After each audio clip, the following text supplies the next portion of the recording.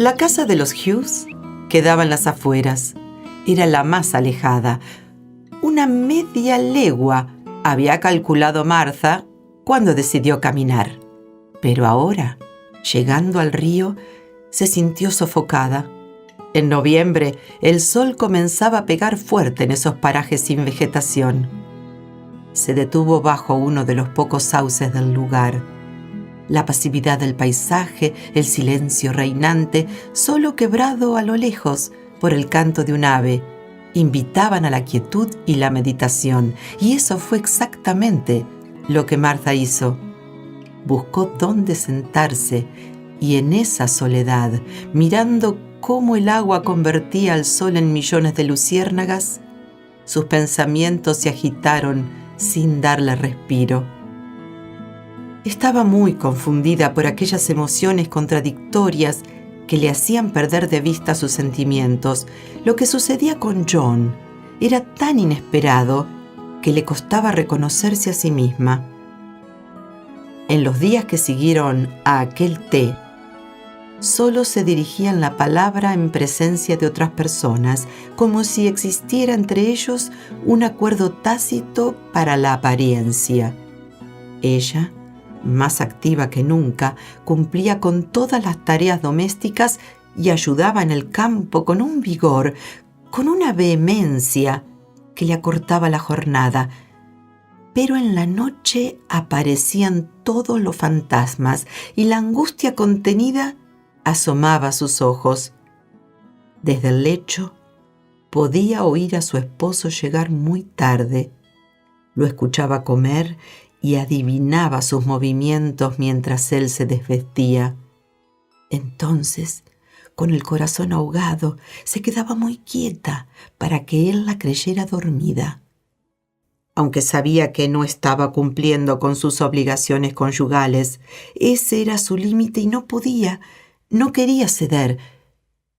Pero cuando una noche la mano de John se apoyó en su espalda, no sospechó cuánto cambiaría su vida.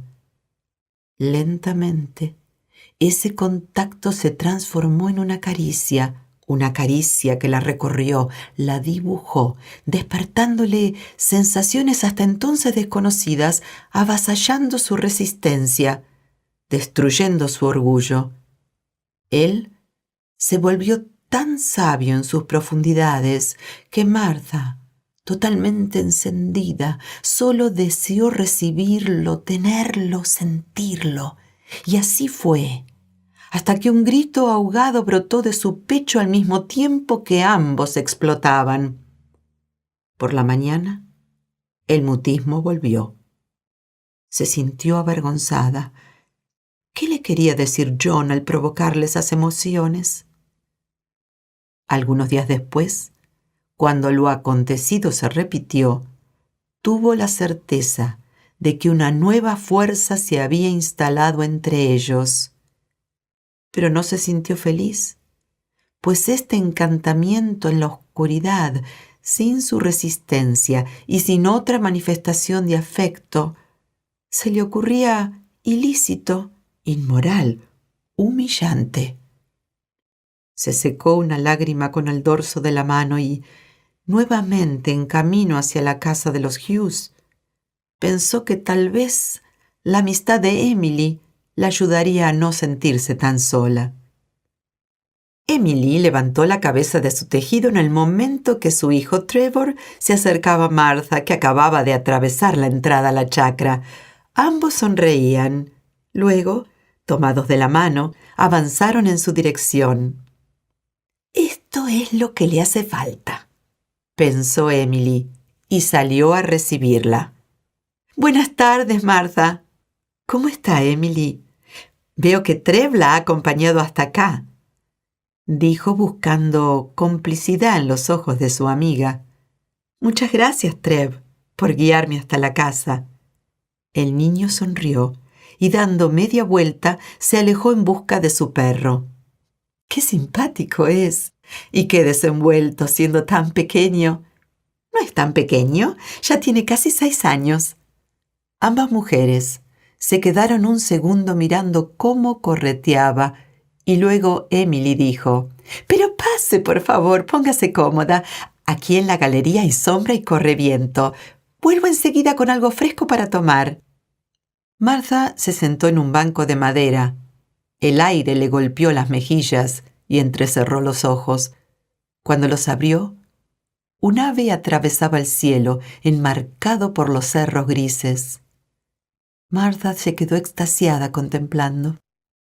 «¿Cómo está John?», interrumpió Emily.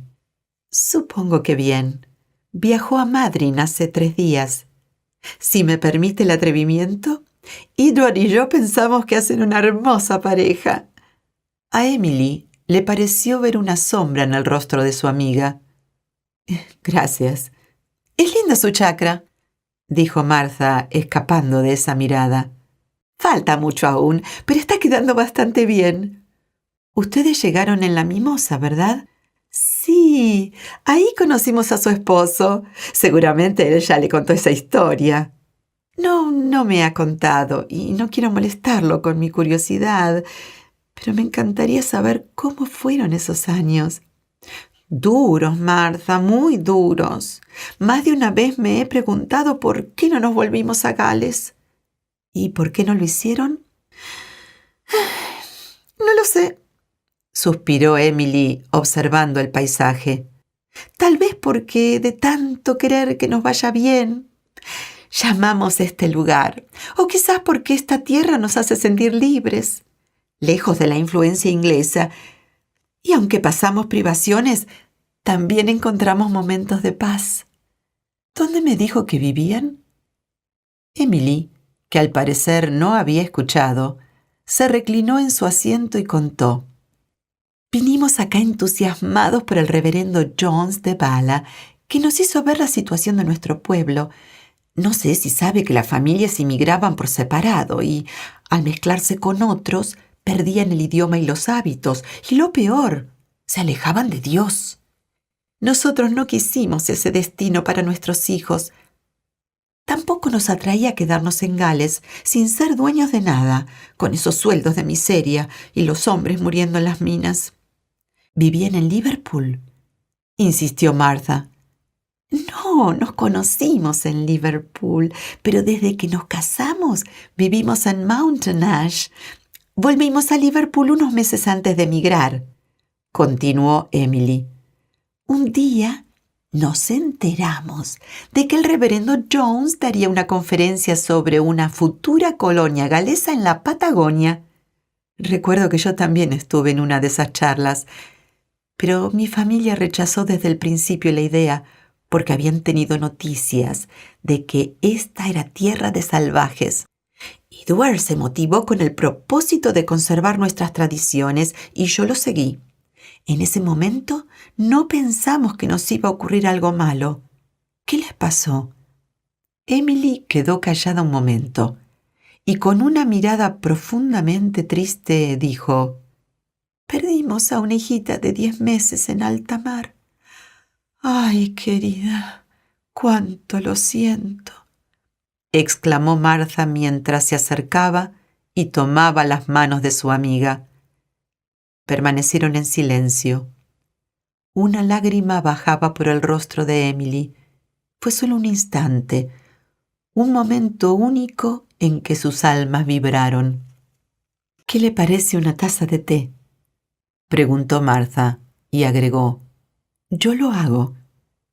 Emily asintió con la cabeza, intentando esbozar una sonrisa. Ambas entraron, avivaron el fuego, colocaron el agua a calentar y prepararon las tazas. Emily, más animada, insistió con el relato.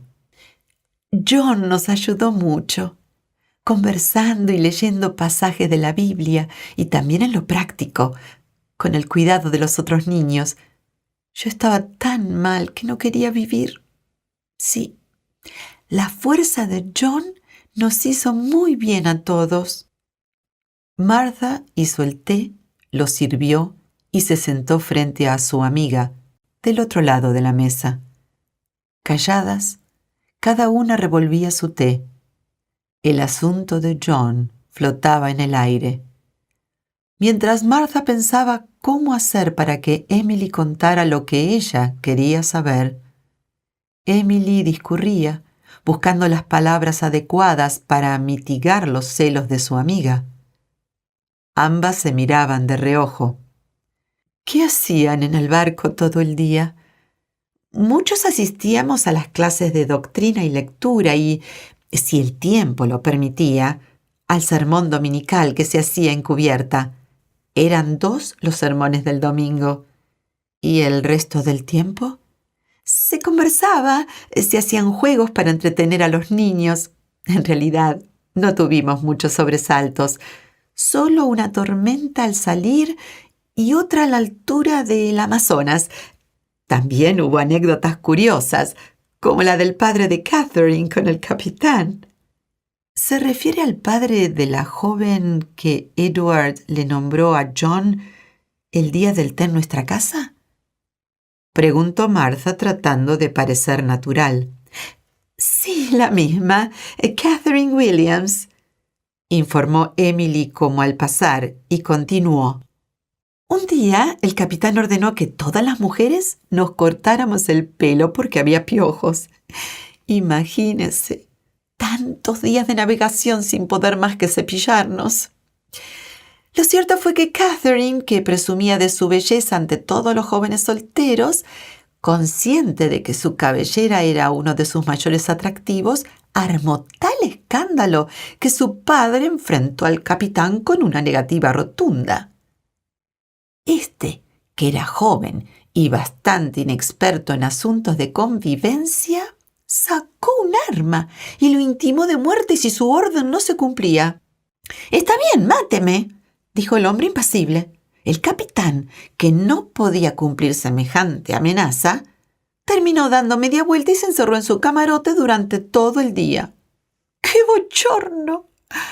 A la tardecita, el primer oficial leyó un comunicado por el cual el capitán invitaba a las mujeres a cortarse el cabello en pro de su propio beneficio. Nadie lo hizo, así que Catherine ganó la partida. Martha se recostó en el respaldo de la silla. Estaba preocupada porque, a pesar suyo, no podía dejar de sentir admiración por Catherine. Emily, experta en el arte de leer los sentimientos, continuó el relato para aliviar a su amiga. Pobre Catherine, tan orgullosa y consentida. Su primer sufrimiento ocurrió no bien llegamos. ¿Qué le pasó?, preguntó Martha, nuevamente interesada. Todo indicaba que ella estaba enamorada de un joven que divertía a los demás con su versión distorsionada de los 10 mandamientos. El joven, que era brillante, también solía leer para todos el Manual del Colono, en donde se describía a estas tierras como un paraíso terrenal, y las subyugaba, dando discursos de libertad y patriotismo. Observé fácilmente, a los pocos días de la partida, cómo Catherine se le insinuaba, a veces cambiando su recorrido en cubierta para provocar un encuentro, otras siguiendo sus lecturas con gran devoción. Él permanecía indiferente a sus reclamos, así que ella, al poco tiempo, comenzó a provocar a otros solteros, entre los cuales se encontraba John, tal vez pensando que así podía despertar la atención del joven. «Ajá», exclamó Martha, apoyando sus manos tomadas sobre el regazo. Pero todo terminó la tarde del desembarco, cuando el poeta subió a una loma con otros 5 en busca de la famosa visión del valle que nombraba el Manual del Colono, y nunca más se supo de él. En su desesperación, Catherine culpó a todos de aquella desgracia y se convirtió en una persona desagradable. Rechazó a los otros pretendientes con desprecios y desplantes, hiriendo el amor propio de unos cuantos. Era como si se hubiera peleado con la vida. Asintió Martha con la cabeza. Emily hizo una pausa, miró fijamente a su amiga y, apoyando los codos sobre la mesa, agregó: «Alguno sufrió más que otros por ella, pero hoy está casado con una dulce y bella mujer y no me cabe duda de que son y serán muy felices». «Seguramente», sonrió Martha y dio por terminada la conversación. El sol declinaba detrás de la blanca meseta, volviendo rojo el cielo. Pronto comenzaría a oscurecer. Ambas salieron. Era hora de despedirse.